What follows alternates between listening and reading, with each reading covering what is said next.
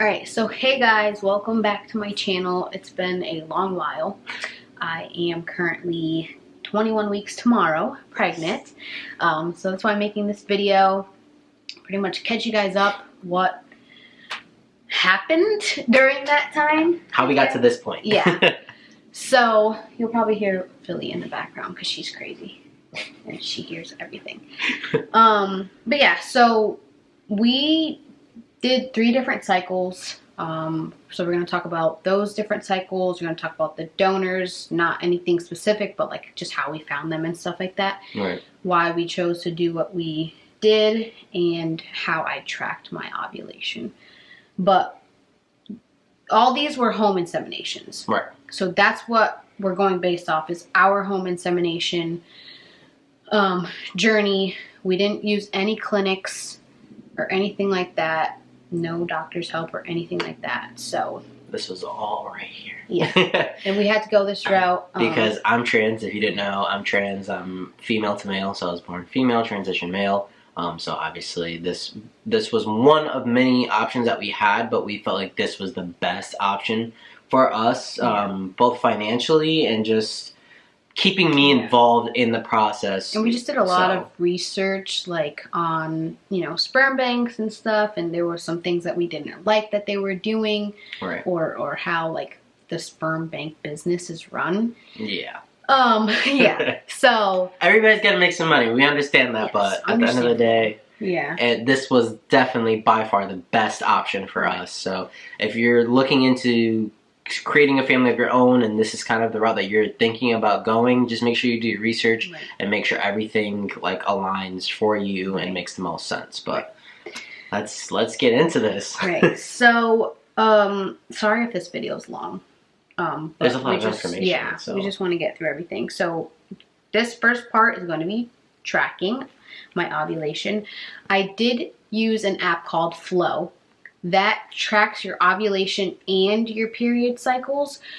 So I was using that just for my period cycles for like 3 years before we even started trying. So my period's very regular. I know a lot of people probably clicked on this video and, maybe thought I had like PCOS or something like that. And that's why we went this route. I do not have PCOS. But I do know there are some things that you can do with PCOS. Just talk with your doctor and maybe they can get you regulated. So I'm sorry about that. I know that's difficult. I'm in a ton of Facebook groups and I hear about that all the time. So, but I digress. So I started tracking in May. I actually started tracking very late in May. I don't know why. My ovulation. I tracked my ovulation late. I tracked it like towards the end of my ovulation window. But pretty much got an idea of it. And then in June, I started tracking very early.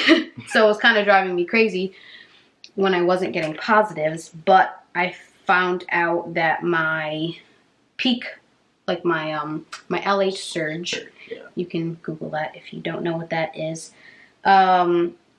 was on my cycle day 14. I started tracking on cycle day 8. So I was going crazy that whole entire time until I finally got a positive, which was on cycle day 14. My period usually lasts 1 week. So I got my period June 10th and it ended June 16th. So that was 7 days. And then I started tracking literally the day after. I'm going to insert a picture of what she's looking at too, because it's literally like all of her little tests that she took. Yeah. So I'll insert that somewhere on the screen for you guys. Don't judge my handwriting, please. But yeah, so I tracked in June. We did an insemination in June. Now, one insemination. Yes, one insemination, and we used a sperm bank for that insemination. I guess that's how we'll kind of talk about it. Yeah. So with that, we did research. We had actually been doing research months before that on which sperm bank we were using. Sorry, I'm out of breath. I'm Pregnancy. Fat and pregnant.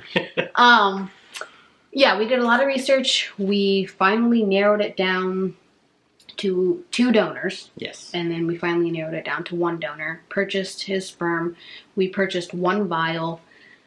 And I'm not sure how many milliliters it had in there. It was not a lot. I want to say 5. But it was not 5. It was not 5 that came out. Around, what, $400 for this 1 vial. So yeah. Take all of this into consideration as we continue to tell you about the different cycles and what we ended up doing. And pricing. I'll tell you pricing. And pricing. But this 1 vial was $400. Yep. So, sorry if I'm like looking crazy. My eye is so itchy. Anyway, so we did that. We got it. We got a week tank. So a 7-day tank to hold the frozen sperm. You can get one, at least at the sperm bank we were at, either a 7-day tank or a 14-day tank. My suggestion is go with the 14-day tank, especially if your period cycle's not, very regular and you don't know when you're going to get a positive OPK, which is an ovulation testing strip. Yeah. So definitely get a 14-day because we thought we weren't going to make it with a 7-day. Yeah. Because we got it kind of early. Didn't we actually extend it a day? Mm-mm. Returning the tank? Mm-mm. No? I thought we did. Mm-mm. No. I actually paid for it. We never ended up using it. And then I got my money back. Right. So they were very nice giving us our money back. But so that was that cycle. That was June of 2019. 2020. We're in 2020. The baby will be born in 2021. I know, but this was in 2019. This was in 2020. This was May of this year. This was June of this year. Wait. Oh, we're going into 2021? Huh? Pregnancy rate. Wait, we're going into 2021? Yes. Oh, this was June 2020. Yes, June 20. This all happened this year, guys. Okay, this year. Yes. Oh, yeah. This year. Oh my god. 2020. We're going into 2021. I remember. But yeah, so first time sperm bank didn't work. Yes. And we actually, we're kind of crazy, but we actually used a catheter with a syringe. Yeah. So we pretty much did an at-home IUI. Yeah. So these were the syringes, and then I'll show you a picture. I have it on here. Yeah. Or I can insert a picture of the catheter that we stuck on the end of this. Well, yeah, it came together. Yeah. Like I said, this is gonna be a really long video. I'm sorry, but this is what we use because I think I have it in my orders. We ordered it off Amazon. No, 2020. There we go. Look at all this junk we got. Oh, okay. Where is it? Did we not order it off Amazon? Oh, yeah, we did. Here it is. Alright, so this is what it looks like. It was pretty much a syringe with a catheter attached to it. And that was $14 just for that. And with that one, then I have to use one of these. Yeah, and so for that, like I said, we did an at-home IUI. We're crazy. I did a lot of research on it. Here, I'll take one out. I wouldn't suggest doing this because I'm sure if any doctors are watching this, they're cringing so bad, and I'm sorry. We bought one of these. Well, a pack of those, so if anyone wants any, let me know. I'll give you them. And yeah, pretty much inserted it. Pretty much like what you do at the clinic for an IUI. Right. We did it at home. Right. Again. Psycho.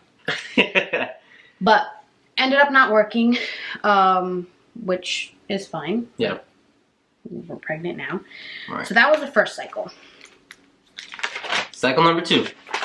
July. So when that cycle didn't work, I started searching for other at-home insemination groups and things like that. So I used Facebook groups. You can just search home insemination groups. There are tons of people on there that can give you fantastic information. Or just TTC groups. I if you're doing it at home, I specifically go to a home insemination group, because if you go to a different one, they will kick you out if you do a home insemination. So go to a specific home insemination group. They understand. But if you want to do it at the clinic, you know, this video is clearly not for you. Okay, so July, did the same thing, got positive around 14 cycle day. But with how we went about finding that donor for that cycle was Bumble dating. And so we just made a profile that specifically said exactly what we were looking for, so there was no questions why we were on the site. And we found a donor that we met with and everything. We asked several questions. In our next video, we'll go into depth, like the questions that we asked, but we did interview them, you know, several times, and ultimately we went with this donor, and they did a donation in... There's one that's by itself. Yeah, there you go. And put it in a specimen cup here, and then we used those same syringes here to draw up the donation and perform another at-home insemination. Yes, but this one was an ICI. Google the difference, you'll see how crazy we are. But yeah, again, that one didn't work. That one we only inseminated twice. So we inseminated, I don't know the specific date in my my app is just not working, but I want to say it was the day before peak and then the day after. Peak. And I guess we missed the window, or it just didn't work. I mean, there's a very small percentage that each time we do this, it's going to work anyway. So that time didn't work, which we're kind of grateful for. Everything worked out the way it was supposed to. Yeah. And you'll learn later when we make specific, like, more videos on the donor that ended up working, and why we're happy that one was the one that really took. Yeah. So that happened. I also want to show you guys other stuff we bought. So these were the ones I used in May. I just Ovulation Tests. Got them at Walgreens. They were okay. Not my favorite. But then these were the ones I used for the 4 months that I was tracking. You can get these on Amazon. So they have ovulation tests. And if you don't know how to use it, these will be your best friend. So they have the blue ovulation tests, and then they have pink pregnancy tests, or at least that's the one that this one came with. So. And I'll do my best to link all the stuff in the description down below. Like I said, it'll mainly be all through Amazon. That's where we got all this stuff. Yeah. And then these were the prenatals I took even before I got pregnant. So while we were trying, I think I started them in May. Yeah. So these are those. Again, Amazon. Yep, we'll link those in the description. I'm still taking them. They're wonderful. If you're vegetarian, these are vegetarian, not vegan, vegetarian. These damn things. I tried to use this one of the cycles when I was just on my period. And I just think it's too damn big for me, really. Like, really. I mean, I'm never going to use this, so I really don't care. But, do you see how big this shit is? Like. So can you explain to them why you were considering using this? Okay, so the groups on Facebook, a lot of people swore by these. They use it with this, and then they put pre-seed inside and insert it. To hold the sperm, and then they put the sperm on near the cervix. Yes. Right, yeah. I don't know if I just can't use this, or my cervix just said, no, girl, that's not working today. It just didn't work. It just didn't work. Like, I could not get it around my cervix. It was very uncomfortable. If you can use this, kudos to you. But I could not. So, but I did buy these for that. Use this on the first cycle. Didn't use it again because I did not need it. So if you want this, you can have it. And that's it. That's right? it. Yeah. Right. Okay, so now cycle 3. What worked? What got us our little bean that's jumping around in mommy's belly right now. Literally. Okay, so last cycle was August. So with August, we inseminated 4 times throughout my ovulation window. So like I said, I get a positive around cycle day 14. We inseminated cycle day 12. I think that was a Monday. That was a Monday. We inseminated on that day. Then we waited 2 days. Yep. Yep, 2 days. Well, technically 3. On that 3rd day, I inseminated on... Well, no, that's 2 days. Whatever. I inseminated on the 12th. Then on the 14th, cycle day. And then on the 15th cycle day. And then on the 16th cycle day. So we were trying to cover like the full window. So before the actual surge, during what would be the surge, and right after, just in case, because we felt like we really just barely missed it with the first one. So, well, even more with the second one, we just missed it because we did it before and after. But like we said, things worked out. Happy about that. The way that they were supposed to. So again, like I said, I was tracking for 4 months. At this point, this was my 4th month tracking, so I knew when I would get my surge.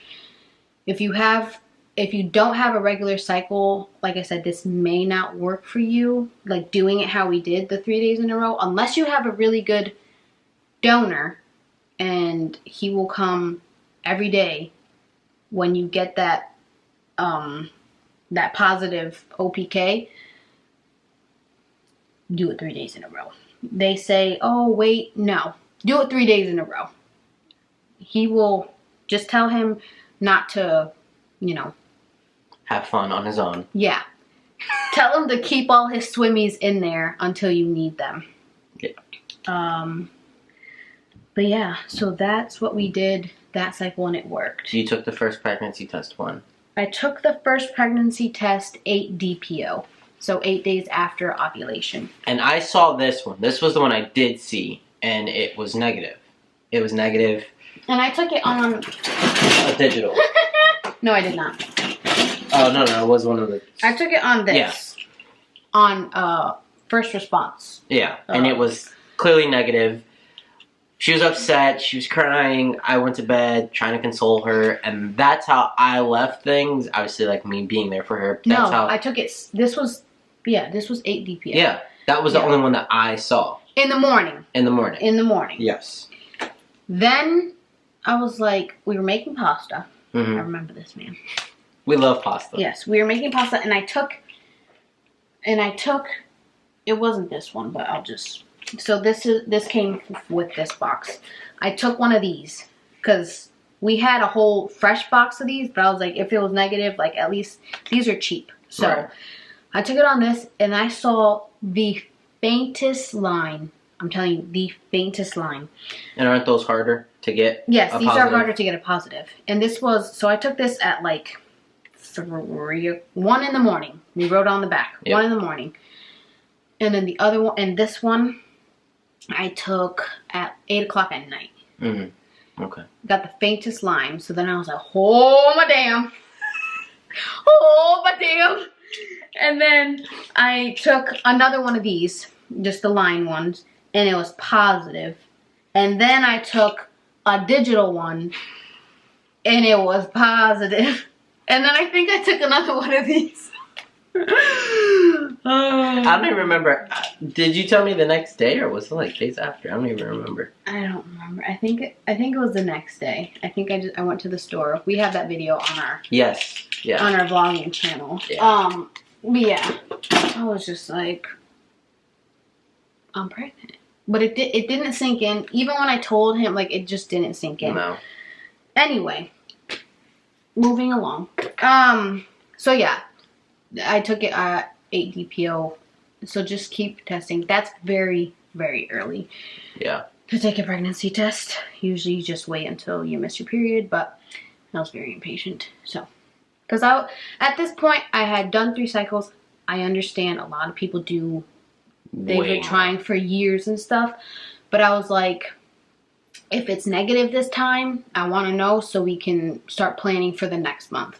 I knew I didn't want to stop you know, trying month to month, especially because we had a donor and it's not like, you know, we're having sexy time to do this, and it's like, it becomes a job, I want to say. Sexy time. Yeah.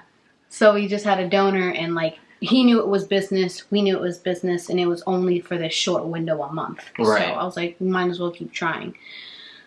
And yes, it worked. So I think that's all I have to say about that. Yeah. So there will be more videos coming out about the donors themselves.